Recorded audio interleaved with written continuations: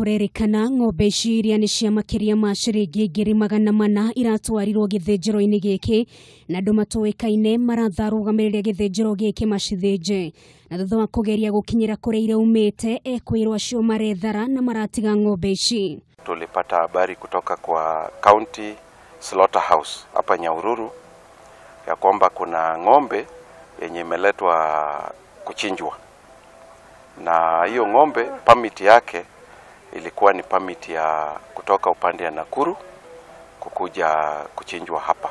Kuringana na OCPD wa Nyandarua Timon Odingo, kuhoteka ng'ombe iraiyitwo thiini wa county ya Nakuru na gucoka gutuarwo githinjiro-ini giki. Hiyo watu ni kama walipata permit kwa njia ingine sio mzuri.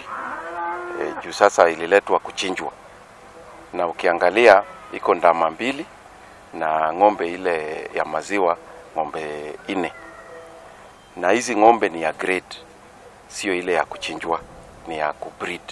Ugiciogitiriri ni ciambĩtie uthuthuria wa gwethana na ekuirwo aya nĩguo makinyũkĩrio makinya ma kĩwatho.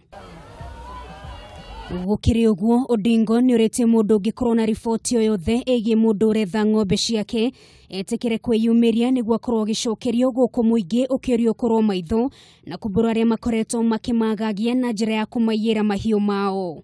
Mtu yoyote mwenye ng'ombe yake ilikuwa imepotea area ya Nakuru ama Kenya mzima, waangalie hii ng'ombe na wakuje wa identify na watupatie thibitisho ya kwamba ng'ombe ni zao, so that we can continue na tuendelee na uchunguzi yetu.